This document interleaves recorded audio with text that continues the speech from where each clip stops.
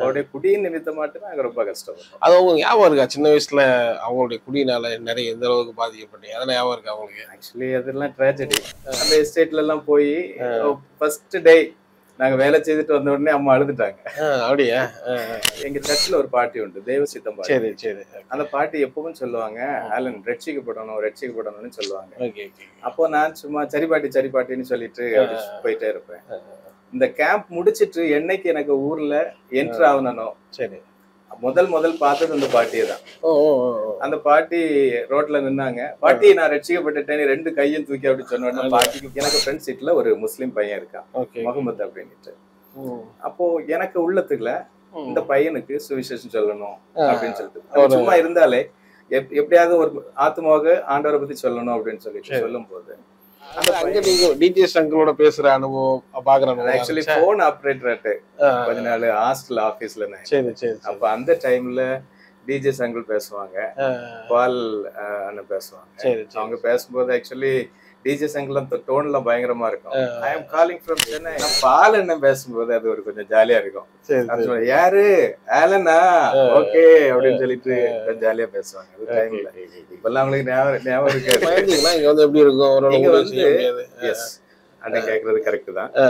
எங்க பயம்னு சொல்றது நமக்கு யார் அப்ரோச் பண்ணணும்னு தெரியாது. சரி சரி. நம்ம போய் சுவிசேஷம் சொல்லணும்னு சொல்லிட்டு நம்ம ஒரு டிராக்டர் கொண்டு கொடுத்தோம்னா, தமிழ் டிராக்டர் கொண்டு கொடுத்தா அவன் பங்களாதேஷ்காரனா இருப்பான். நம்ம பார்க்கும்போது நம்ம ஊருக்கார மாதிரி இருப்பான்.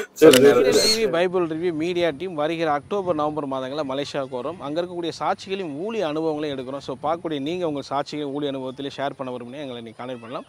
அதே போல் உங்களுக்கு தெரிந்த சாட்சிகளும் ஊழியர்கள் இருக்காங்க, அவங்களும் வெளியே தெரியல அப்படின்னா அவங்களையும் எங்களுக்கு நீங்கள் ரெஃபர் பண்ணலாம். எங்களுடைய வாட்ஸ்அப் நம்பர் 8428196238.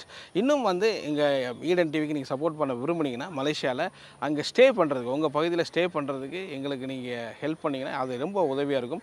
கர்த்தருடைய ராஜ்யத்தை கட்டுறதுக்கு அது ரொம்ப சப்போர்ட்டாகவும் இருக்கும் சொல்லி நாங்கள் நினைக்கிறோம். ஸோ நிச்சயமாக எங்களை கான்டெக்ட் பண்ணுங்கள். எங்களுடைய இந்த நீதிமொழிகள் என்ற புத்தகம் வந்து மிகவும் சிறப்பு வாய்ந்த ஒன்று. இன்னும் சொல்லப்போனால் உலகத்திலே முதல் முறை அந்த புத்தகத்தை வெளியிட்டிருக்காங்கன்னு சொல்லலாம். நீதிமொழிகள் 915 வசனங்கள் இருக்குது. இந்த 915 வசனங்களும் பெரியவர் முதல் சிறியவர் வரைக்கும் நன்றாக புரியும் விதத்தில் கையிலே வரையக்கூடிய ஓவியரை கொண்டு கார்ட்டூன்ஸ்லாம் வந்து வரைஞ்சிருக்கிறாங்க. இது பல வருடங்கள் பல லட்சங்கள் செலவு பண்ணி ஜான் அண்ட் ஜாஸ்மின் ஃபேமிலி வந்து உருவாக்கியிருக்காங்க. இது எல்லார் வீட்லேயும் கிடைக்கணும், எல்லா பிள்ளைகளுக்கும் எல்லா பேர பிள்ளைகளுக்கும் இது கிடைக்கணுங்கிற விதத்தில் எந்த விதமான லாபம் நோக்கம் இல்லாமல் வெறும் 150 ரூபாயும் ப்ளஸ் 50 ரூபீஸ் கொரியர் சார்ஜ் மூலமாக இதை வந்து கொடுக்குறாங்க. இந்த புத்தகம் உங்களுக்கு வேணும்னு சொன்னால் இந்த ஸ்க்ரீனில் பார்க்குற நம்பருக்கு கான்டாக்ட் பண்ணுங்கள்.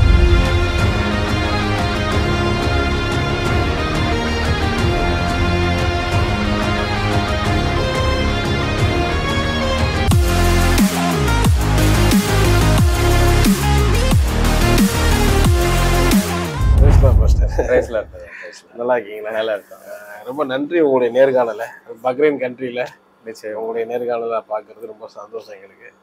கொடுத்த எங்களுக்கு ஒரு பாக்கியமாக நான் கருதுறேன். நிச்சயம் எனக்கு இது ஒரு பெரிய ஒரு ஆச்சரியமான சம்பவம். இது நான் நினைச்சு பார்க்கல, இப்படி ஒரு ஈவெண்ட்ல நம்ம 2 பேரும் சந்திப்போம் அப்படின்னு சொல்லி. இதனுடைய கிருபையினால ஆண்டவருடைய பிளான்னு நான் நினைக்கிறேன். ஆசீர்வதிக்கிறேன். ஓகே, உங்களுடைய காலம் சின்ன வயசு எந்த ஊர்ல ஆரம்பிச்சது? ஆக்சுவலி சின்ன வயசு அப்படின்னு சொல்லும்போது எனக்கு சொந்த ஊர் வந்து கன்னியாகுமரி மாவட்டத்துல 5 கிராமம் அப்படின்னு சொல்லக்கூடிய இடத்துல கனகப்பபுரம் ஒரு ஊர். 5 கிராமங்கள் இணைந்தது 5 கிராமம்னு சொல்லுவாங்க. ஓகே. இப்போ கனகப்பபுரத்துல தான் நான் சின்ன வயசுல பிறந்து வளர்ந்ததெல்லாம் கனகப்பபுரம். அம்மா அப்பாலாம் என்ன பண்ணிட்டு இருந்தாங்க சின்ன வயசுல? அம்மா அப்பா ஆக்சுவலி அப்பா வந்து சன் பேப்பர் மில்ல சூப்பர்வைசரா இருந்தாங்க. Okay okay. அம்மா வந்து ஹவுஸ் ஒய்ஃப் தான். பட் அப்பா வந்து பயங்கர ட்ரங்கர்டு. அப்பாட்ட கேட்டாச்சுன்னா 13 கவர்மெண்ட் ஜாப் விட்டுருக்கேன் அப்படின்னு சொல்லுவாங்க. பழைய பியூசி. அவங்க இந்த குடியினால வந்து நாங்க ரொம்ப கஷ்டப்பட்டோம். அப்பா உங்க கூட பிறந்தவங்க எத்தனை பேர்? கூட பிறந்தது 2 தம்பிமார். Okay okay. அவங்க 2 பேரும் ஊர்ல தான் இருக்காங்க. அப்படிங்க. சின்ன வயசுல அது வளரும் போது எப்படி இருந்துச்சு? அப்பாவை குடின்றாங்க, அவங்க நீங்க கிறிஸ்தவ பேக்ரவுண்டா உங்களுடைய? ஆமா, நாங்க கிறிஸ்டின் தான். ஆக்சுவலி அப்பா வந்து சிஎஸ்ஐ கிறிஸ்டின், அம்மா வந்து பெண்டேகாஸ்ட். Okay okay. அப்பா வந்து கொஞ்சம் நல்ல பொசிஷன்ல இருந்த உடனே தாத்தா அப்படியே அம்மா அப்படி கட்டி கொடுத்தாங்க. சரி சரி சரி. அதுக்கப்புறம் அப்படியே வளர்ந்து வந்தோம். அப்பாவுடைய குடியின் நிமித்தமாட்டு நாங்க ரொம்ப கஷ்டப்பட்டோம். அது உங்களுக்கு ஞாபகம் இருக்கா? சின்ன வயசுல அவங்களுடைய குடியினால நிறைய எந்த அளவுக்கு பாதிக்கப்பட்டீங்க? அதெல்லாம் ஞாபகம் இருக்கா உங்களுக்கு? ஆக்சுவலி அதெல்லாம் ட்ராஜடி, பயங்கர ட்ராஜடி. பிள்ளைகளுக்கு வந்து அப்படி நடக்கக்கூடாது. கசப்பான சம்பவங்கள் நிறைய உண்டு. Okay okay. ஒரு ட்ரிப் எல்லாம் வந்து ரொம்ப கஷ்டத்தின் மத்தியில அம்மா வந்து என்ன பண்ணாங்கன்னா, நாங்க 3 சின்ன பிள்ளைங்க. அப்ப நான் 10th அப்பதான் என்டர் ஆகி படிச்சுட்டு இருந்த டைம். ஒரு 2 மந்த் ஸ்கூலுக்கு போயிருப்பேன். அப்ப அந்த டைம்ல இனி நம்மளால இங்க இருக்க முடியாது, நம்ம எல்லாரும் போய் எங்கேயாவது வேலை செய்து பிழைச்சிக்கலாம் அப்படின்னு சொல்லிட்டு அப்படியே வெளியில போனோம். அப்போ பாலமூர் எஸ்டேட் அப்படின்னு சொல்லக்கூடியது ஒரு மத்தியாஸ் அவருடைய எஸ்டேட். யாருக்கும் தெரியாம நாங்க எல்லாரும் அங்க போயிட்டோம். அம்மா எல்லாம் கூட்டு போயிட்டாங்க. அம்மா கூட்டு போனாங்க. ஒருத்தங்க ஒரு ஆன்டி பக்கத்துல இருந்தாங்க, அவங்க எஸ்டேட்ல ஒர்க் பண்ணிட்டு இருந்தாங்க. சோ அப்போ அம்மா எப்படியோ அவங்ககிட்ட பேசி எடுத்து எப்படியாவது போகணும், இங்க இருக்க முடியாது, ஜஸ்ட் கொஞ்ச நாளாவது மறைஞ்சு நம்ம வாழணும். அப்பதான் அப்பாவுக்கு ஒரு இது ஒரு ஒரு எழுச்சி வரணும்னு சொல்லிட்டு அப்படி போனோம். அப்போ அந்த எஸ்டேட்ல எல்லாம் போய் ஃபர்ஸ்ட் டே நாங்க வேலை செய்துட்டு வந்த உடனே அம்மா அழுதுட்டாங்க. அப்படியா? பிள்ளைங்க வந்து சின்ன பிள்ளைங்கல்ல, வேலை செய்து. அப்ப என்ன வயசு உங்களுக்கு? அப்ப எனக்கு 15 வயசு இருக்கு. சரி சரி சரி. அப்ப படிச்சுட்டு இருந்திருப்பீங்க, அப்படியே கூட்டிட்டு போயிட்டாங்க. அப்படியே கூட்டிட்டு போயிட்டாங்க. அப்புறம் ஒரு 10 நாள் அங்க இருந்திருப்போம். அப்பவுமே எனக்கு முழு ஆளு சம்பளம் போட்டு கொடுத்தாங்க. இப்ப குடிக்கிறதுனால அம்மா வந்து அடிக்கிறது, அடி உங்களை அடிக்கிறது அதெல்லாம் இருந்துச்சா? எப்படி? எங்களை அடிக்க மாட்டாங்க, ஓடிடுவோம் நாங்க. பட் அம்மா நல்லா அடி வாங்கியிருக்காங்க. நான் கேக்குறது உங்களுக்கு கடவுள் நம்பிக்கை இருந்துச்சான்னு கேக்குறேன். கடவுள் இருக்காருன்ற ஹோப் இருந்தது? அந்த நம்பிக்கை உண்டு. ஏன்னா இங்க பிரச்சனை எல்லாம் இருக்கு வீட்டுல, அதனால கேக்குறேன். உங்க அப்படி எல்லாம் ஒரு சிச்சுவேஷன் வந்து நம்பிக்கை உண்டு, கடவுள் நம்பிக்கை உண்டு. சுவாசத்துல அம்மா இருந்ததுனால எங்களுக்கு அம்மா சின்ன வயசுல சிம்சோனுடைய கதைகள், எஸ்தருடைய கதைகள், இதெல்லாம் அம்மா வந்து எங்களுக்கு சொல்லி தரனால அந்த ஒரு விசுவாசம் உண்டு. ஏசப்பா நமக்கு இருக்காருன்னு ஒரு நம்பிக்கை உண்டு. பட் ஜெபம் பண்ணா ஆண்டவர் கேட்பாரு, அற்புதம் நடக்கும், மாற்றுவாருன்னு அந்த ஒரு டீப்பா ஒரு ஆழமான ஒரு டீப் இல்ல. ஓகே. ஸோ அந்த 15 வயசுல இந்த எஸ்டேட்ல வேலை பாக்குறீங்க, அங்க சம்பளம் கிடைக்குது 10 நாள். அதுக்கப்புறம் எப்படி உங்க வாழ்க்கை?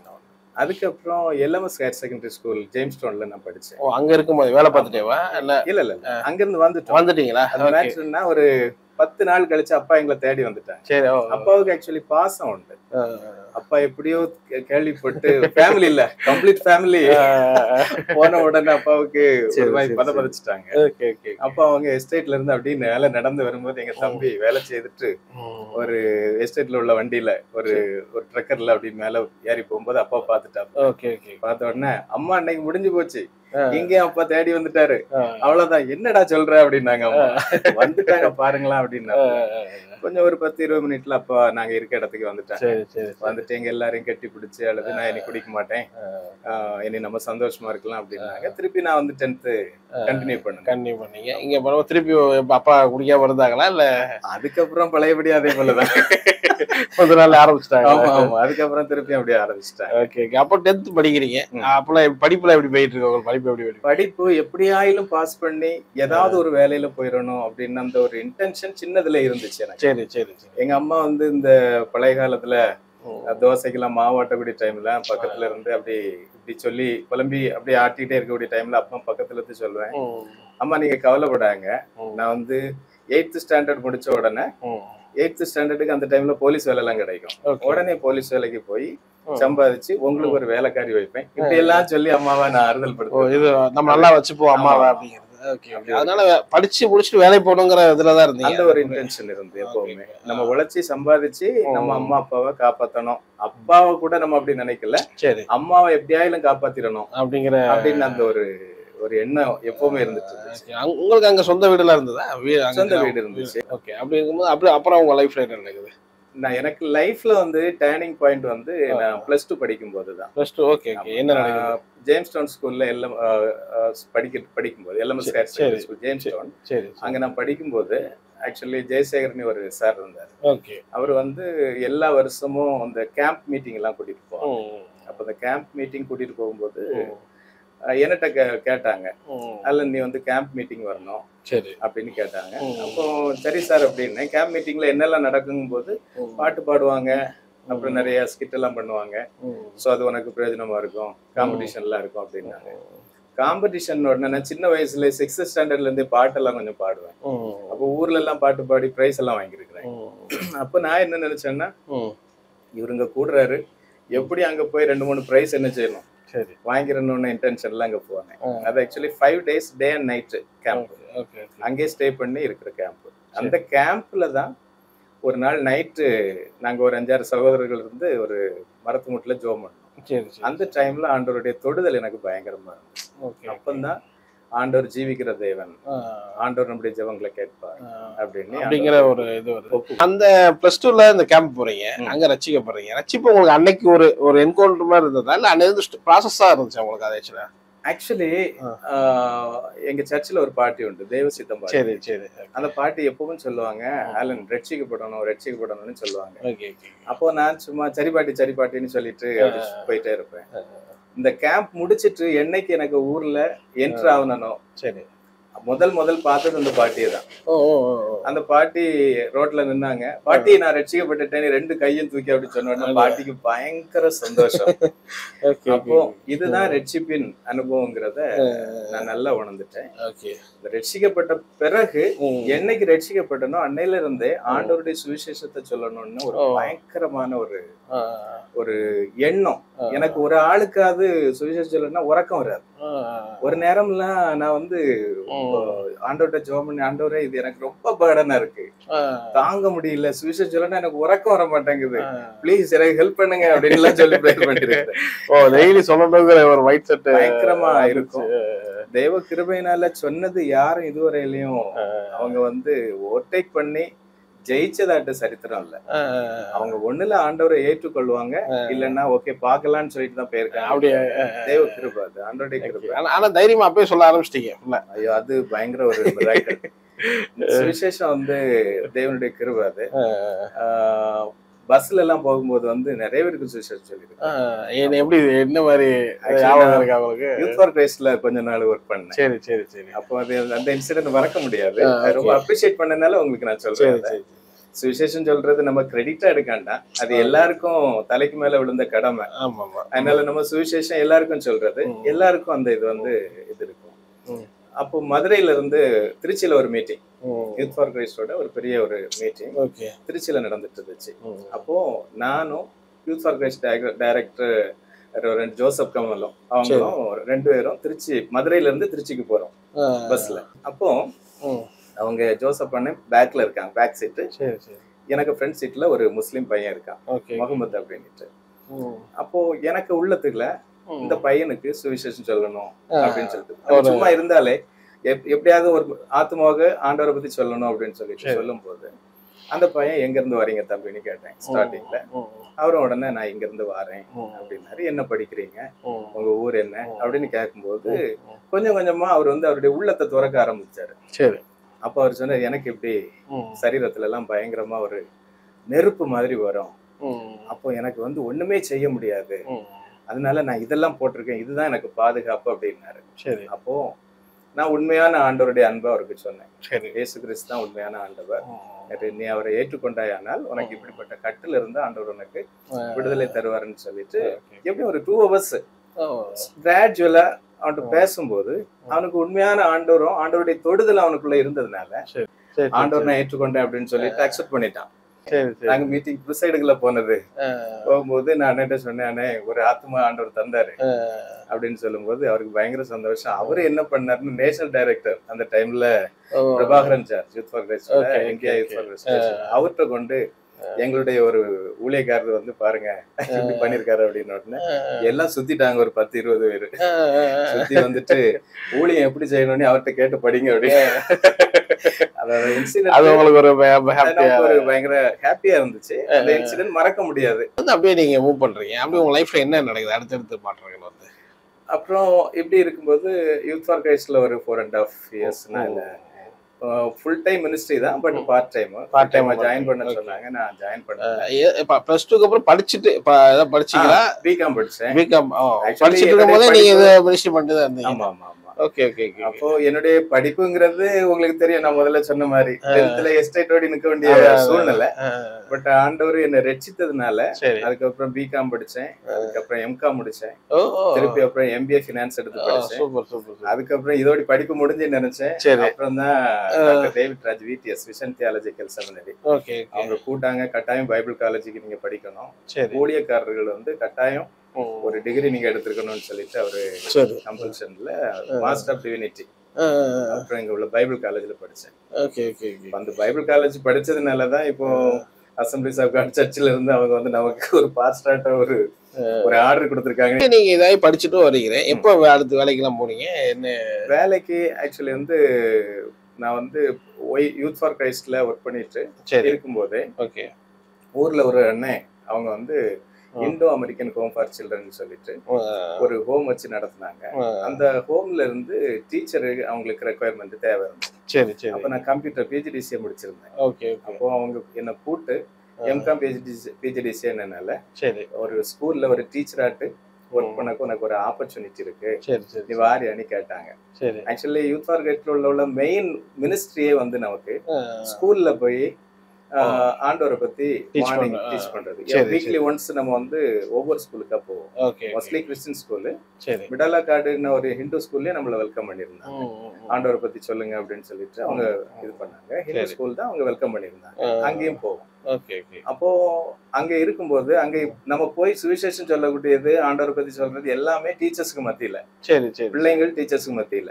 அப்ப நான் மனசுக்குள்ள நினைச்சேன், நம்மள ஒரு டீச்சரா இருந்தா நல்லா இருக்குமே அப்படின்னு சொல்லி ஒரு இது இருந்து அந்த விருப்பம் அப்படி இருந்து ஆண்டவருடைய கிருபையே நம்ம தெரியல, இவங்க வந்து என்ன டீச்சராட்டே கூட்டாங்க. அதுவும் வந்து சிஎஸ்ஐ டயசிஸ் ஸ்கூல்ல கண்ணங்குளம் மிடில் ஸ்கூல்ல அங்க ஒர்க் பண்ணக்கு இவங்க இன்விடேஷன் கொடுத்த உடனே இது ஆண்டவருடைய சித்தம் தான், நம்முடைய வாஞ்சி ஆண்டவர் நிறைவேற்றுறாங்க.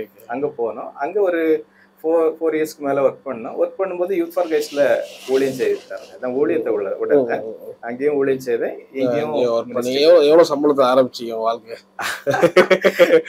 யூத் ஃபார் கிரைஸ்ட்ல ஆக்சுவலி மினிஸ்ட்ரிக்கு கூடும்போது 200 rupees சொன்னாங்க. நான் ஆக்சுவலி ஊழியத்துல இருக்கிறதுனால நம்ம பைசா வாங்க கூடாதுன்னு மனசுல நினைச்சேன். எங்க அப்பா வந்து குடியாரங்களா இருந்தாலும் அப்பா வந்து ஒரு பாலிசி வச்சிருந்தாங்க, நீ ஊழியம் செய்யலாம், I am not objection, any objection அப்படின்னு சொல்லிட்டு, ஆனா பைசா வாங்கி ஊழியம் செய்யக்கூடாது, நீ வேலை பார்த்து அந்த பைசாவை வச்சு ஊழியம் செய்யணும் அப்படின்னு ஒரு இது பண்ணாங்க. அது எனக்கு கொஞ்சம் நல்லதா பட்டுச்சு. அதனாலதான் இதுவரையிலும் ஆண்டவர் இப்படி நடத்தி. அங்க அதுல ஜாயின் பண்ண, ஸ்கூல்ல ஜாயின் பண்ண எவ்வளவு சம்பளம் வாங்குனீங்க? ஸ்கூல்ல ஜாயின் பண்ணும்போது ஸ்டார்டிங் 3000 rupees. 3000 அங்க ஸ்டார்ட் பண்றீங்க. உங்க லைஃப் அங்க ஆரம்பிக்குது. அதுக்கப்புறம் என்ன நடக்குது அங்க?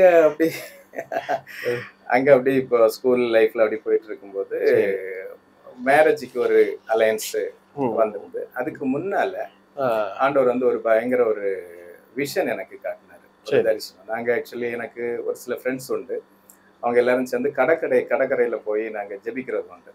அப்போ நான் எப்பவும் நல்லா ஜோம் பண்ணிட்டு வரும்போது ஒரு மிட் நைட்ல அன்எக்ஸ்பெக்டட் ஒரு பயங்கர ஒரு பிரகாசம். நான் ராத்திரி ஒரு 11:30 மணிக்கு முழங்கால் போட்டேன்னா ஒரு 1-1:30 மணி வரை முழங்காலே நின்று ஜெபம் பண்ணேன் அந்த டைம்ல. இப்போ அவ்வளவு நிக்க முடியல. அப்படி நிற்கும் போது அப்படி பிரேயர் முடிச்சுட்டு படுத்து உறங்கும் போது பயங்கர பிரகாசம். அப்பதான் நான் தரிசனத்துக்கும் சொப்பனத்துக்கும் உள்ள வித்தியாசம் எனக்கு அப்பதான் தெரியுது. ரூம் ஃபுல்லா பயங்கர பிரகாசம், எனக்கு நல்ல உணர்வு இருக்குது. அப்போ ஒரு பயங்கரமான பெரிய கோபுரம், அந்த கோபுரத்துக்கு மேல ஒரு கண்ணாடி குண்டு மாதிரி நம்ம அந்த எக்ஸிபிஷன் எல்லாம் வச்சிருப்பாங்கல்ல, அதே மாதிரி இருக்குது. அதுக்குள்ள வந்து 2 பேர் வேலை செய்யறாங்க. அழகான தோட்டம். அந்த தோட்டத்தை பார்க்கணும்னு பயங்கரமா இருந்தது. என்னடா இது ஒரு பயங்கர ஒரு ஏதேன் தோட்டம் மாதிரி இருக்குது அப்படின்னு சொல்லிட்டு, இது அவ்வளவு அந்த வெளிச்சத்துல அப்படியே எனக்கு இது தெரியுது. அப்போ கொஞ்ச நேரத்துல அது எனக்கு என்ன நோக்கி கீழே இறங்கி வருது. அந்த இதுக்குள்ள இருக்கிறேன். அதோட அந்த சொப்பனம் வந்து அப்படி அந்த தரிசனம் வந்து அப்படி முடிஞ்சு போச்சு. இப்ப வீட்டுல வந்து மேரேஜ் பண்ணணும்னு சொல்லி ரொம்ப கம்பல் பண்ணிட்டு இருந்தாங்க. எங்க கல்யாணத்தை குறிச்சு கேக்குறதுனால சொல்றேன். அப்போ இப்படி இருக்கும்போது நான் வந்து ஒண்ணுக்குமே ஒத்து வரல. அப்ப எங்க தம்பி 2வது உள்ளன்னு சொன்னா, நீ கல்யாணம் கட்டலன்னா அடுத்து முயற்சி பண்ண வேண்டியது இருக்கும் அப்படின்னு சொன்னாரு. ஏன் உங்களுக்கு விருப்பம் எல்லாம் வருது? எனக்கு ஆக்சுவலி ஆண்டவருடைய திட்டம் ஒரு செயல்பாடு கரெக்டா இருந்துன்னா நம்ம செய்யலாம், இல்லைன்னா அது வரையிலயும் நம்ம கொஞ்சம் வெயிட் பண்ணணும் அந்த ஒரு இன்டென்ஷன்ல இருந்துச்சு. அப்போ இப்படி சொன்னதுனால அந்த காரியம் மனசுக்குள்ள இருந்ததுனால ஆண்டவர் தரிசனம் தந்ததுனால நெக்ஸ்ட் டே ஒரு பாஸ்டர் வந்தாரு எங்க வீட்டுக்கு. அப்போ அவர் இறந்துட்டாரு. இப்போ அவர் வந்தாரு, மக்களே வா நமக்கு ஒரு இடம் வர போனோம்னாரு. எதுக்குன்னு கேட்கும்போது அது வந்து ஒரு பொண்ணு இருக்கு பார்த்துட்டு வருவோம் அப்படின்ட்டு. அப்ப இப்படி அவரு சொன்ன உடனே நான் சொன்னேன், இவரு இந்த பாஸ்டர் பத்தி எனக்கு நல்லா தெரியும், இவர் உல்டாப்பெல்லாம் பண்ணுவாரு. அப்படியா? ஓகே அப்ப நான் நம்பல அவரு. சரி சரி ஆனா அவரு நான் கேட்டேன் எந்த இடம் அப்படின்னு கேட்டேன்.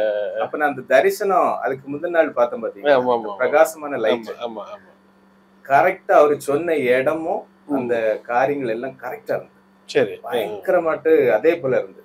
உடனே எனக்கு இருந்தது இத பொட்டப்பா சொன்னாங்க, உடனே போ அவரு கூட. ஒண்ணும் இல்ல, அங்க என்ன நடந்துற போது பாத்துக்கலாம் அப்படின்னாரு. எனக்கு தரிசனத்தினால நான் சந்தோஷமா என்ன செய்யறேன், இவருக்கு நல்லது போனேன். அங்க போகும்போது வீட்டுக்காரம்மா அங்க இருந்தாப்புல. அப்போ நான் சொன்னேன், கொஞ்சம் இருட்டா இருந்துச்சு. அப்ப சொன்னேன், என்ன லைட் இல்லையா, கரண்ட் இல்லையா, சுவிட்ச போடுங்க அப்படின்னு சொன்னேன். அவங்க சுவிட்ச போட்டாங்க, லைட் வந்துச்சு. ஏன்னா பெண்ணை பாக்கணுமே, கருப்பா சோப்பா ஒண்ணும் தெரியாது. நான் சொன்னது அதுக்காக நாங்க சொன்னது. ஆக்சுவலி அவங்க அதுக்கு முந்தின நாள் நைட்டு அவங்க சொப்பனம் கண்டிருக்காங்க. ஒரு ஆளு வீட்டுக்கு வந்து சுவிட்ச போட சொன்னாரு. நம்ம சுவிட்ச போட்ட உடனே வீட்டுல பிரகாசம் வந்துச்சு அப்படின்னு சொல்லி அவங்க என்ன செய்யிருக்காங்க, சொப்பனம் கண்டிருக்காங்க. அவங்களும் பாத்துருக்காங்க. சரி சரி. சொன்ன அந்த ஒரு முடிச்சிட்டு நான் சொன்னேன் என்ன படிச்சிருக்காங்க அப்படின்னு எல்லாம் பேசிட்டு, சரி உடனே அவங்க சொன்னாங்க, நான் சொன்னேன் உங்களுக்கு விருப்பம் இருந்ததுன்னா நீங்க அப்பா அம்மாட்ட பேசிடுங்கன்னு சொல்லிட்டு வந்துட்டேன். ஓகே. கரெக்டா ஒரு 3 மணிக்கு மத்தியானத்து மேல ஒரு கன்வென்ஷன் மீட்டிங் போறதுக்காண்டி நான் பஸ் ஸ்டாண்ட்ல வந்து நிக்கிறேன். இவங்க பஸ்ல அந்த பஸ் ஸ்டாண்ட்ல வந்து இறங்குறாங்க. இறங்கிட்டு அன்னைக்கு முடிச்சிட்டாங்க. ஓகே. ஆண்டவருடைய ஒரு பெரிய ஒரு சித்தமா இருந்துச்சு. சரி சரி. ஆமா. சோ அப்புறம் மேரேஜ் பண்றீங்க. அதுக்கப்புறம் வாழ்க்கை என்ன? மேரேஜ் பண்ணிட்டு நாங்க 2 பேரும், அதாவது மனைவியை கண்டடைகிறவன் நன்மையானதை கண்டடைகிறான், கர்த்தரால் தயை பெற்றுக் கொள்கிறான் அப்படின்னு ஒரு வசனம் உண்டு இல்லையா? அப்போ மேரேஜ் ஒரு ஆளாட்டு நம்ம இருக்கிறதுக்கும் 2 பேரா இருக்கிறதுக்கும் ஒரு வித்தியாசம் இருக்கு. சரி சரி. அப்போ 2 பேரும் நாங்க இருந்து ஜெபம் பண்ணோம். நான் ரெகுலரா ஜெபம் பண்ண இடத்துல எனக்கு ஒய்ஃப் இருந்து ஜெபம் பண்ணும் போது பயங்கரமான ஒரு தெய்வ பிரசனை இருக்குன்னு எப்பவுமே சொல்லுவாங்க. நாங்க 2 பேருமா இருந்து ஜெபம் பண்ணும் போது ஒரு நாள் நைட்டு ஆண்டவர் ஒரு சொப்பனம் கொடுத்தாரு. அந்த சொப்பனத்துல ஒரு எனக்கு ட்ரெஸ் மாதிரி புதிய ட்ரெஸ் எனக்கு கிடைக்கிற மாதிரி. அப்ப நான் நினைச்சேன், இந்த 3000 ரூபாய் சம்பளம், அப்புறம் ஒரு 300 ரூபாய் கூட்டினாங்க. 1300 ரூபாய் சம்பளத்தை வச்சு ஃபேமிலியை ரன் பண்றது ரொம்ப கஷ்டம். சோ அதனால ஆண்டவரே ஒரு வேலை தரணும்னு ஜெபம் பண்ணிட்டு இருந்தோம். இந்த சொப்பனம் கண்ட உடனே எனக்கு மைண்ட்ல ஆண்டவர் சொன்னாரு, உனக்கு ஒரு வேலை ரெடியாக போகுது. சரி. யூத் ஃபார் கிரைஸ்ட்ல என் கூட ஒர்க் பண்ணிட்டு இருந்ததானே ஒரு அண்ணன் பாலியன்ட், அவங்க வந்து அவங்க குவைத்துக்கு போறேன், நீ எம்காம் கிராஜுவேட்னால சரி நான் இருக்க பிளேஸ் வந்து காலி ஆகுது, நீங்க வா அப்படின்னு சொல்லிட்டு அவங்க கூட்டாங்க. ஓகே. கூட்ட உடனே ஆண்டவர் சொன்ன எல்லாம் கரெக்டா ஒரு 1 வீக் தான். சரி. உடனே 1 வீக்லயே பட்டனிட்டு பஹ்ரைன் வந்தேன். பஹ்ரைன் வர்றதுக்கு முன்னால நான் ரொம்ப துக்கப்பட்டது என்னன்னா, இங்க நல்ல கன்வென்ஷன் மீட்டிங்லாம் போவோம், நல்லா இங்க நிறைய ஆப்பர்ச்சுனிட்டி, எப்படியும் ஒரு மாசத்துல 2 கன்வென்ஷன் மீட்டிங் அது கிடைக்கும் சில நேரம். அப்ப இனி அரபு கண்ட்ரிக்கு சம்பளத்துக்காக, அதாவது ஒரு நம்ம குடும்பத்தை காப்பாத்துறதுக்காண்டி போனா நம்முடைய மினிஸ்ட்ரி கம்ப்ளீட்டா அடிபட்டுருமேன்னு ஒரு பாரம் எனக்குள்ள இருந்துச்சு. சரி சரி. அப்போ பாரம் இருந்தாலும் நான் இவர்கிட்ட ஷேர் பண்ணும்போது சொன்னாரு, ஊரை காட்டிலும் எங்க நல்லா ஊழியம் செய்யலாம், தைரியமா இறங்கி அப்படின்னாரு. அப்படியா? Okay okay okay. நீங்க ஓகே அப்படி வந்தப்ப எவ்வளவு, என்ன ஏஜ் உங்களுக்கு? எனக்கு ஆக்சுவலி 29 இயர்ஸ். 29 ஏஜ் உள்ள இறங்கி. Okay okay. அப்போ நீங்க அப்படிதான் பக்ரீத் வரீங்களா? 2005. எவ்வளவு சம்பளம் இங்க ஆரம்பிக்கிறீங்க? இங்க ஆக்சுவலி இங்க வந்து எனக்கு பேசிக் டோட்டலா 200 பிடி கொடுத்தாங்க.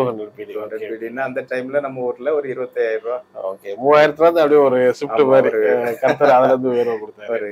பக்ரீன் வரதுக்கு முன்னாடி ஆமா சோ காருண்யால ஒர்க் பண்ணிருக்கீங்கல்ல, அந்த எக்ஸ்பீரியன்ஸ், அந்த அனுபவம் இருக்கு.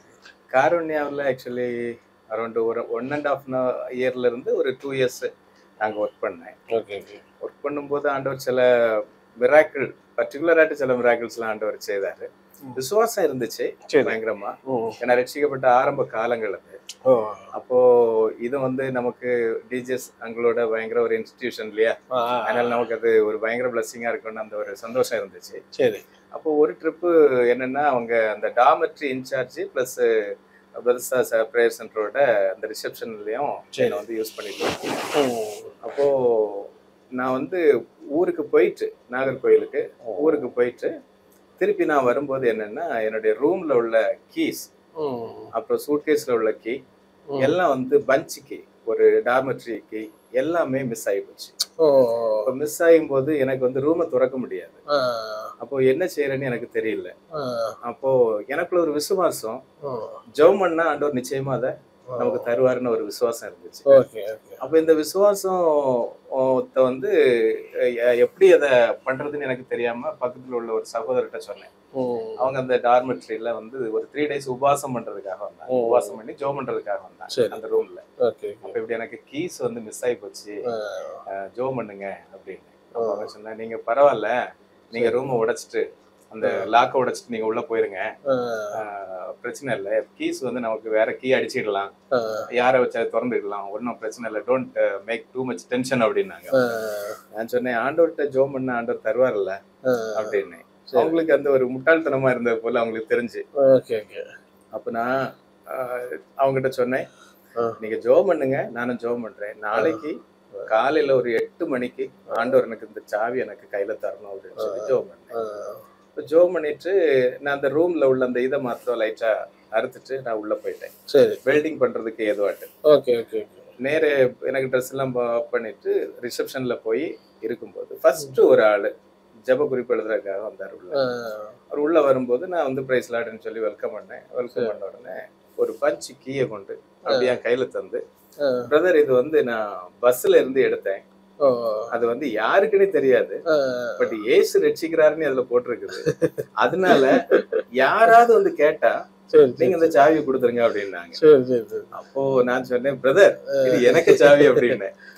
அவரு சொன்னாரு, நீங்க சும்மா ஜோக் அடிக்காதுங்க, இது உங்க சாவி ஒண்ணும் இல்லை அப்படின்னு. நான் அதில் சொன்னேன், பிரதர் இப்படி நைட்டு வந்து நான் சாவியை மிஸ் பண்ணிட்டேன், அப்புறம் ஆண்டவர்கிட்ட ஜோம் பண்ணேன், ஆண்டவர் உங்க கைனால இதை கொண்டு தந்திருக்கிறாரு அப்படின்னு உடனே நான் ஏறி வர்ற ஊர் எந்த ஊருன்னு தெரியுமான்னு கேட்டாரு. அப்ப அவர் சொன்னாரு, கன்னியாகுமரி பக்கத்துல ரஸ்தா கார்டன் இடம், அங்க இருந்து பெதஸ்தா பிரேயர் சென்டருக்கு பிரேயர் காட்டி அவர் வந்திருக்கு. நான் யாருன்னா அதே பஸ்ல அவர் ஏறி இருக்காரு, நான் இருந்த அதே சீட்டுல அவர் இருந்திருக்காரு, எந்த சீட்டு கீழே அந்த சாவி கிடந்துச்சோ அதை அவர் எடுத்திருக்காரு. இவரே எடுத்து வேற யார்கிட்டையும் கொடுக்காம கேட்காம நேர கரெக்டா உள்ள வந்து என் கையிலே தந்தாரு. அதான் நம்முடைய ஆண்டவர். பயங்கர ஒரு மிராக்கிளா இருந்துச்சு. இன்னொரு இன்சிடென்ட் என்னன்னா, இது எனக்கு நடந்த இன்சிடென்ட். பூனேல இருந்து ஒரு ஃபேமிலி வந்திருந்தாங்க. பூனேல இருந்து ஒரு ஃபேமிலி, அவங்க பெதஸ்தா பிரேயர் சென்டருக்கு போனா எனக்கு ஒரு அற்புதம் நடக்கும் அப்படின்னு அந்த ஒரு பயங்கர ஒரு ஃபெய்த்தோட அவங்க வந்தாங்க. இவங்க என்னன்னா, அந்த கார்ல இருந்து இறங்கி அந்த அது அந்த அந்த டைம்ல வந்து கார்னியா இன்ஸ்டிடியூட் ஆஃப் டெக்னாலஜி KIT தான் சொல்லுவாங்க, யூனிவர்சிட்டி கிடையாது. 93, 94, 95 அந்த அப்போ காலேஜுக்குள்ளதான் அந்த பிரேயர் சென்டர் உண்டு. இவங்க அப்போ காலேஜ் கேட்ல செக்யூரிட்டி திறந்து விடுறாப்புல இவங்க வீல் சேர்ல வர்றாங்க. அந்த காலேஜ் கேட்டுக்குள்ள வீல் சேர்ல வந்த உடனே எழுப்பி அவங்க பாட்டுக்கு நடந்துட்டாங்க. பயங்கர ஒரு இது வந்து ஒரு ஆச்சரியமான ஒரு காரியம். அவங்களுடைய விசுவாசம், நாங்க போன ஆண்டவர் என்ன சுகப்படுத்துவாருன்னு அந்த ஒரு விசுவாசத்தை ஆண்டவர் கனப்படுத்தினார். அங்க நீங்க டிஜிஎஸ் அங்கிளோட பேசுற அனுபவம் பாக்குறேன். ஆக்சுவலி போன் ஆபரேட்டர் கொஞ்ச நாள் ஹாஸ்டல் ஆபீஸ்ல. அப்ப அந்த டைம்ல டிஜிஎஸ் அங்கிள் பேசுவாங்க, பால் அண்ணன் பேசுவாங்க. அவங்க பேசும்போது ஆக்சுவலி டிஜிஎஸ் அங்கிள் டோன்ல பயங்கரமா இருக்கும். I am calling from Chennai. I am DJS Dinaran speaking. Can I talk to Mr. Kumaresan? அப்படிம்பாரு. அப்புறம் நம்ம அங்கிள் எப்படி இருக்கிறீங்க, சோமா இருக்கிறீங்களா கேக்குறாங்க வழியில. அந்த ரெண்டு தட்டி அவங்களை கனெக்ட். ஆனா பால் என்ன பேசும்போது அது ஒரு கொஞ்சம் ஜாலியா இருக்கும். யாரு ஆலனா ஓகே அப்படின்னு சொல்லிட்டு ஜாலியா பேசுவாங்க. இப்பெல்லாம் அவங்களுக்கு ஞாபகம் இருக்காது. 1994 சொல்லி 30 வருஷத்துக்கு மேல ஆச்சு. அந்த டைம்ல நீங்க அது ஒரு வித்தியாசமான ஒரு எக்ஸ்பீரியன்ஸா இருந்து அந்த டைம்ல இந்த சாடி வெயில் இப்படிப்பட்ட இடத்துல எல்லாம் போய் டிராக்ட் நிறைய டிராக்ட் எடுத்துட்டு நானும் ஒரு பாஸ்டர் மகன் லோக்கல்ல இருந்தாரு. அந்த பாஸ்டர் மகன் சேர்ந்து சைக்கிள்ல போய் டிராக்ட் எல்லாம் இது பண்ணும்போது பயங்கர டிராக்ட்ல இருந்து ஒரு ட்ரிப் எல்லாம் தாகத்துல பயங்கரமா கஷ்டப்பட்டுட்டோம். கஷ்டப்பட்டு ரொம்ப தூரத்துக்கு போயிட்டோம். நிறைய வில்லேஜ், சில வில்லேஜஸ் எல்லாம் விரட்ட ஆரம்பிச்சிட்டாங்க. இயேசு அங்க வச்சு பிரசங்கம் பண்ணக்கூடாதுன்னு சொல்லி, ஆமா இந்த இதெல்லாம் கொண்டு வரக்கூடாதுன்னு சொல்லி கம்பெல்லாம் எடுத்துட்டு வர ஆரம்பிச்சாங்க. நமக்கு அது ஆக்சுவலி ஜாலியா இருக்கும், எப்படியே தப்பி ஓடி வரும்ல வாலிபால்ல. அப்போ ரொம்ப தேஸ்டியா இருந்து ஒரு டைம் திடீர்னுட்டு அந்த கடையில உள்ளவங்களுக்கு அவங்க எங்களை கூட்டு 2 பேருக்கும் 2 ஜூஸ் அப்படியா? அதெல்லாம் மறக்க முடியாத சம்பவம். ஆண்டவர் ஊழியத்துல பலவிதமாட்ட ஆண்டவர் பயன்படுத்தார். சூப்பர். ஸோ அது அப்புறம் நீங்க பக்ரைன் உள்ள என்ட்ரி ஆனீங்க. என்ட்ரி இங்கே நீங்க மினிஸ்ட்ரி போறீங்க. இங்க எப்படிலாம் இருக்கு வேலை பிளஸ் ஊழியர்கள் எப்படி வருது? இங்க ஆக்சுவலி வளர்றதுக்கு விருப்பப்படுறவங்க நல்லா வளரலாம். சரி. ஊழியம் செய்யறதுக்கு விருப்பம் உள்ளவங்களும் நல்லா ஊழியம் செய்யலாம். நீங்க எதுவும் பயந்தீங்களா இங்க வந்து எப்படி இருக்கும்? நீங்க வந்து அண்ணன் கேக்குறது கரெக்ட் தான். எங்க பயம்னு சொல்றது நமக்கு யார் அப்ரோச் பண்ணணும்னு தெரியாது. சரி சரி. நம்ம போய் சுவிசேஷம் சொல்லணும்னு சொல்லிட்டு நம்ம ஒரு டிராக்டர் கொண்டு கொடுத்தோம்னா, தமிழ் டிராக்டர் கொண்டு கொடுத்தா அவன் பங்களாதேஷ்காரனா இருப்பான். நம்ம பார்க்கும்போது நம்ம ஊருக்கார மாதிரி இருப்பான் சில நேரத்துல. அப்போ அவன் சொல்லுவான் பாய் நை மானும் அப்படின்னு தெரியாது அப்படின்னு. ஆனா நம்ம பர்டிகுலரா போய் இவங்க தமிழ் ஃபேமிலி தான் இல்லைன்னா இவங்க மலையாள ஃபேமிலி தான் அந்த மாதிரி அப்படின்னா நமக்கு தெரிஞ்சுன்னா உங்களுக்கு நல்ல சுவிசேஷம் சொல்றதுக்கு நல்ல வாய்ப்பு. ஸோ அப்படியே நீங்க பண்ணிட்டே இருந்தீங்க. உங்க லைஃப்ல வேற என்ன மாற்றங்கள் நடந்துச்சு? அப்புறம் மாற்றங்கள் அப்படின்னா இப்போ பர்டிகுலரா சொல்ல போனோம்னா வீட்டம்மாவுக்கு செகண்ட் டெலிவரிக்காண்டி ஊருக்கு போனாங்க. சரி சரி. அந்த டைம்ல கல்யாண டைம்லயே ஒரு சில அற்புதங்கள் எல்லாம் ஆண்டவர் செய்தாரு. ஆமா. அப்போ அந்த ஒய்ஃபுக்கு ஒரு விசுவாசம் இருந்துச்சு ஆண்டவர் நமக்கு எப்படியும் ஒரு வேலை தருவாருன்னு. சரி சரி. அப்போ அவங்க ஊருக்கு போனாங்க.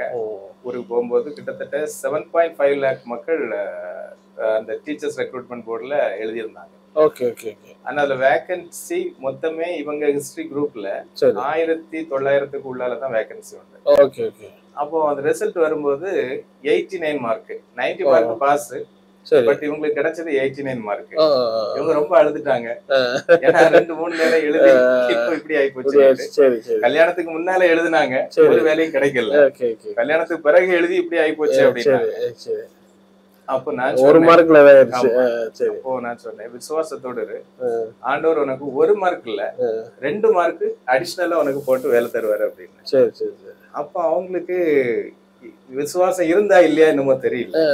நெக்ஸ்ட் டே அனௌன்ஸ்மெண்ட் எப்படின்னா ஒரு கொஸ்டினா 2 கொஸ்டினா மிஸ்டேக் போல இருக்கு. சரி. அதுல ஒரு 2 மார்க் பிளஸ் அடிஷனலா 1 மார்க்.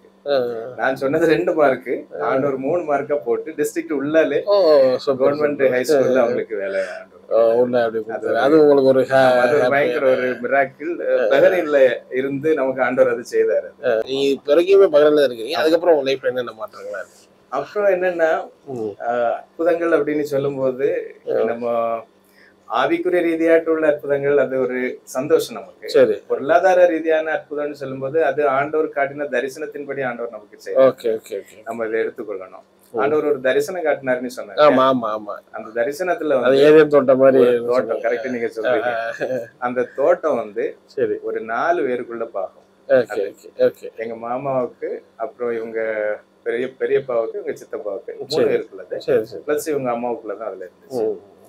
அப்போ இந்த தோட்டத்தை வாங்குறதுக்கு நமக்கு 1 பைசா கூட கிடையாது. அந்த டைம்ல ஒய்ஃப் சொன்னாங்க இந்த தோட்டத்தை ஆண்டவர் உங்களுக்கு காட்டினாரு. பட் இது ஒரு சில ஆளுக்குள்ளது இல்ல 2-3 பேருக்குள்ளது சேர்ந்தது உங்களுக்கு எப்படி தருவாங்கன்னு பாக்கலாம். அது தர்றதுக்கு ரொம்ப கஷ்டம் அப்படின்னு. ஆனா அந்த டைம்ல அவங்க இளைய சித்தப்பா வந்து இத நான் உங்களுக்கு தான் தருவேன். அவரும் ஒரு ஊழியக்காரர் தான். உங்களுக்கு தான் தருவேன், வேற யாருக்கு நான் கொடுக்க மாட்டேன், நீங்க தான் வாங்கணும் அப்படின்னு சொன்னாரு. அப்ப அவங்ககிட்ட சொன்னேன் என்கிட்ட காசு 1 பைசாவும் இல்ல, உங்க மக கல்யாணத்துக்காக நீங்க இதை கேக்குறீங்க, எனக்கு அதை சப்போர்ட் பண்ணக்கூடிய பைசா இல்ல அப்படின்னு சொல்லும் போது ஆண்டவருடைய பெரிய கிருபை. ஒருத்தங்கிட்ட ஜஸ்ட் கேட்டேன். அவங்களே போன் பண்ணாங்க. போன் பண்ணும்போது லோன் வேணுமா அப்படின்னு கேட்டாங்க. நான் சொன்னேன் லோன் எனக்கு வேண்டாம் அப்படின்னு. எனக்கு லோன் சுத்தமா பிடிக்காத விஷயம். அப்ப சொன்னாங்க நீ உனக்கு ஒரு 1 year 1.5 yearல நீ என்ன செய்யலாம், கட்டி தீக்கிற மாதிரி உனக்கு வந்து ஒரு ஈஸியாட்டு உள்ள ஒரு இது நான் ஹெல்ப் பண்ணி தரேன் அப்படின்னா நான் ரெஸ்பான்சிபிலிட்டி எடுக்கிறேன். இப்படி அவங்க சொல்லும் போது அது ஆண்டவருடைய ஒரு பெரிய கிருபைன்னு சொல்லிட்டு இது பண்ணோம். தெய்வ கிருபையினால தோட்டம் முழுவதும் ஆண்டவர் நமக்கு தந்தாரு. ஆண்டவர் எந்த தரிசனத்தை காட்டினாரோ ஆவிக்குரிய ரீதியாட்டும் அதை நிறைவேற்றி வருகிறார், நிறைவேற்றி கொண்டிருக்கிறார். உலக பிரகாரமாட்டும் அது முழுசு மாட்டம் ஆண்டவர் நமக்கு தந்தார். ஒண்ணு படிச்சுக்கிட்டேன். சரி. ஆண்டவர் ஒரு தரிசனத்தை காட்டினாருன்னா அதுக்கு நம்ம கீழ்ப்படியும் போது ஆண்டவர் 100க்கு 100 அதுக்கு நமக்கு உதவி செய்யறாரு. அதுக்கு கீழ்ப்படியாம நம்ம போகும்போதுதான் சில நேரத்துல தரிசிசுக்கு போனா யோனாவை போல மீன் வயிற்றுக்குள்ள கிடக்க வேண்டியது. அப்பா ஏதாவது சேஞ்சஸ் இருந்துச்சா அவங்களுக்கு? அப்படி இப்படி ஆக்சுவலி அப்பா வந்து அப்பாட்ட எப்பவுமே சொல்லுவேன்னா நீங்க சர்ச்சுக்கு போகணும், அப்படின்ட்டு எங்க பாஸ்டர்கிட்ட சொல்லி அவருக்கு சுவிசேஷம் சொல்லுவேன். சரி. இங்க இருந்து பேசும்போது காரியங்கள்லாம் சொல்லுவேன். அப்பா சொல்லுவாங்க, அது வந்து மரணத்துக்கு பிறகு நீ சொல்ற மாதிரி எல்லாம் ஒண்ணும் இல்லடா, ஒரு அமைதி மாதிரி இருக்குமா இருக்கும். அப்ப ஒரு இமேஜினேஷன், ஒரு அமைதி மாதிரி இருக்குமா இருக்கும். அதுக்கப்புறம் எல்லாம் ஒண்ணும் இல்லை இருக்காது பாத்துக்க அப்படின்னு சொன்னாங்க ஒரு நாள். அப்போ நான் ஆண்டவரை ஏற்றுக்கொள்ளணும், அவருதான் வழியும் சத்திய ஜீவனுமா இருக்கிறாரு அப்படின்னு சொல்லிட்டு நானும் சொன்னேன். பாஸ்டரையும் வச்சு நிறைய சுவிசேஷம் சொன்னேன். எங்க சபை பாஸ்டர் வச்சு அவர்கிட்ட சொன்னேன், அப்பா நரகத்துக்கு போக விட்டுறவே கூடாது பாஸ்டர், எப்படினாலும் அவரை தூக்கி எடுக்கணும் அப்படின்னு சொல்லிட்டு. அப்ப அந்த டைம்ல அவங்களும் சொன்னாங்க சுவிசேஷம். ஆண்டவருடைய கிருபையினால எனக்கு மகளுக்கு ஞானஸ்நானம் கொடுக்கக்கூடிய டைம்ல அப்பாட்ட போய் நானும் எனக்கு மனைவியும் போய் பேசணும். அப்போ சந்தோஷமா நான் ஞானஸ்நானம் எடுக்கிறேன் அப்படின்னு சொல்லிட்டு ஆண்டவரை ஏற்றுக்கொண்டு ஒப்பு கொடுத்தாங்க. குடிப்பழக்கத்தை நிப்பாட்டினாங்களா? குடிப்பழக்கம் கம்ப்ளீட்டா நிப்பாட்டிட்டாங்க, பெரிய கிருபை. பட் அப்பா பயங்கர ஒரு சிங்கர், அப்பா நல்ல பாட்டு பாடுவாங்க. அப்பா ஊர்ல பாட்டு பாடினாங்கன்னா அதுக்கப்புறம் அப்பாவுக்கு தான் பிரைஸ்ன்னு சொல்லிட்டு வேற யாரும் போட்டிக்கு நிற்க மாட்டாங்க. அப்படி ஒரு நல்ல ஒரு இது. பின்ன அப்பாவுடைய பாட்டை கேட்கறதுக்குன்னே கொஞ்சம் குரூப் வேற வரும். அந்த காலத்துல ஊர்ல வந்து காம்படிஷன்லாம் வைப்பாங்க, பாட்டு போட்டி, மாறுவேட போட்டி, மற்ற மாதிரிப்பட்ட போட்டிகள் எல்லாம் நிறைய என்ன செய்வாங்க, வைப்பாங்க. அதுல அப்ப வந்து பாட்டு போட்டியில போய் அவங்க பாடுவாங்க. அப்போ நல்ல சிங்கர். பட் ஒரு பெரிய ஒரு துக்கம் என்னன்னா, ரொம்ப லேட்டா ரட்சிக்கப்பட்டாங்க, ஆண்டவரை ஏற்றுக்கொண்டாங்க. இந்த குடியெல்லாம் நிப்பாட்டி அவங்க கொஞ்சம் ஒரு 10-20 வருஷத்துக்கு முன்னாலேயாவது ஆண்டவரை ஏற்றுக்கொண்டிருந்தால் இப்போ ஒரு நல்ல ஒரு ஊழியத்தை அவங்களால செய்திருக்க முடியும்னு நான் விசுவாசிக்கிறேன். உங்களுடைய மினிஸ்ட்ரியில பாஸ்டர் ஆனதுக்கு அப்புறம் எப்படி எல்லாம் இருக்கு உங்களுடைய? பாஸ்டர் ஆன பிறகு நமக்கு ஒரு பொறுப்பு வந்துருது. இப்ப யாரு சர்ச்சுக்கு வராட்டாலும், யாரு கஷ்டப்பட்டாலும், யாருக்காவது ஏதாவது பிரச்சனை வந்துருந்தா நமக்கு முந்தி வந்து நம்ம சாதாரணமா நமக்காக மினிஸ்ட்ரிக்காக பொதுவாட்டு நம்ம ஜெபம் பண்ணுவோம். இப்ப இந்த ஊழியத்துல வந்த பிறகு யாருக்காவது ஒரு சின்ன பிரச்சனை வந்துன்னா அது நம்ம சொந்த பிரச்சனை மாதிரி ஆயிருது. அப்ப அதுக்காக நம்ம ஜெபிக்கும் போது ஆண்டவர் இந்த ஜெபத்தை கேட்கிறாரு, நிறைய அற்புதங்கள் ஆண்டவர் செய்றாரு. அப்படி அந்த ஒரு அனுபவம் வந்து ஒரு டிஃப்ரெண்ட் அனுபவம் மட்டும். அது மாதிரி பசங்களை பத்தி சொல்லுங்க, அவங்க என்ன பண்றாங்க? என்ன பசங்க வந்து மகா நல்ல மார்க் எடுத்திருந்தாங்க பிளஸ் டூல. இப்ப வந்து சென்னையில ஆர்எம்டி அந்த காலேஜ்ல, ஆர்எம்டி காலேஜ்ல கம்ப்யூட்டர் சயின்ஸ் செகண்ட் இயர் படிச்சிட்டு. மகன் வந்து 9th ஸ்டாண்டர்ட் கெய்ன்ஸ் மெட்ரிகுலேஷன் ஸ்கூல் வள்ளியூர்ல படிச்சுட்டு. எப்படி வளர்றாங்க? அவங்கள ஊழியத்துல இன்வால்வ் பண்ணுவீங்களா? அவங்க நல்ல பாட்டெல்லாம் பாடுவாங்க. பாட்டெல்லாம் பாடுவாங்க. ஆண்டவருக்கு பயப்படுகிற பயம் பிள்ளைகளுக்கு உண்டு. அதுக்கப்புறம் இப்பவும் காலேஜ் போறாங்க. காலேஜ் போகும்போது அந்த காலேஜ்ல ஆக்சுவலி போன் எல்லாம் பேசக்கூடாது, பட் வாட்ஸ்அப் மாத்திரம் யூஸ் பண்ணுவாங்க. எப்பவும் டெய்லி மார்னிங் காலேஜ் போறதுக்கு முன்னால எப்படி வந்து எல்கேஜில இருந்து அம்மாட்ட ஜோம் பண்ணிட்டு போறாங்களோ அது போல இப்பவும் அம்மாட்ட ஜோம் பண்ணுவாங்க. சப்போஸ் அம்மா லைன் கிடைக்கலன்னா உடனே எனக்கு வரும். இங்க ஏர்லி மார்னிங்ல நமக்கு இங்க வரும், நானே எடுப்பேன். அப்படி காலையில ஜோம் பண்ணிட்டு பொதுவாட்டு வீட்டுக்காரமா ஒரு வசனம் சொல்லி கொடுத்து ஜோம் பண்ணி தான் விடுவாங்க. இதுவரையிலயும் பிள்ளைங்க அந்த லெவல்ல இருக்காங்க. இன்னும் ஆண்டவர் வந்து பாத்தீங்கன்னா நீங்க இந்த இஸ்லாத்துக்கு வெளியே கொஞ்சம் பயம், நம்ம ஊர்ல எல்லாம் ஒரு பயம் இருக்கும். அங்கெல்லாம் போய் நம்ம எதுவும் சுவிசேஷம் சொல்ல முடியாது, காசு பிரச்சனை ஆயிடும். அந்த மாதிரிலாம் இங்க இருக்கு. உங்களுக்கு எப்படி தெரியுது? பக்ரைன் வந்து எப்படி சுவிசேஷம் சொல்றது வந்து ஆக்சுவலி நமக்கு ஆவியான ஒரு தரக்கூடியதான தைரியம் தான். எனக்கு பினான்சியல் கண்ட்ரோலரு அவர் வந்து முல்லாவாக்கும், ஜாபர் நாசர் முல்லா. அவருக்கே சுவிசேஷம் சொல்லியிருக்கேன். ஆமா, பழக்கம் தான். நமக்கு என்ன, அவங்க வந்து அவங்க அல்லாஹ்வை குறிச்சு அவங்க சொல்லும் போது அவங்களுக்கு தெரிஞ்ச அந்த அறிவுல அவங்க நமக்கு சொல்லும் போது நம்ம கேட்டுக்கிறோம். அப்ப மெய்யான தேவன் இயேசு எதற்காக இந்த உலகத்துல வந்தாருங்கிறத கட்டாயம் நம்ம அவங்களுக்கு தெரியப்படுத்தணும். அவங்களுக்கு தெரியாம தான் அவங்க இத குறிச்சு என்ன செய்யறாங்க, சொல்றாங்க. அப்ப எப்படி அது டிவியேட் ஆகி இப்படி வந்துச்சு, மெய்யான தேவன் யாரு, இயேசு எத்தனை வருஷத்துக்கு முன்னால இங்க வந்தாரு, நீங்க சொல்லக்கூடிய அதே முகமது வந்து இவர் அல்லங்கிறத நம்ம தெளிவுபட என்ன செய்யணும். அவங்க சொல்றது என்னன்னா இயேசு வந்து ஒரு தீர்க்கதரிசி அப்படின்னு சொல்லி அவங்க ரிலிஜன்ல இருக்குன்னு சொல்லிட்டு அவங்க சொல்றாங்க. பட் நம்ம நீங்க சொல்லக்கூடியதான தீர்க்கதரிசி இயேசு அல்லங்கிறத என்ன செய்யணும், நாங்க இந்த தைரியம் கேட்கிறேன். ஏன்னா நீங்க பொதுவா நம்ம ஊர்லயே பயப்படுவாங்க, உனதுனால ஞானமா இருந்துக்கணும் அப்படின்னு. ஒரு இஸ்லாமிக் கண்ட்ரில வந்து நீங்க தைரியம் மினிஸ்ட்ரி பண்றீங்க, பாஸ்டா இருக்கிறீங்க, அதெல்லாம் உங்களுக்கு எப்படி இது அவ்வளவு டிஃபிகல்ட்டா இருக்காங்க நம்ம ஊர்ல கம்பேர் பண்ணும்போது எப்படி இருக்கு நீங்க இதெல்லாம்? அது அது இருக்கதான் செய்யும். கூடி போனா என்ன செய்வாங்க, வேணா தலையெடுப்பாங்க.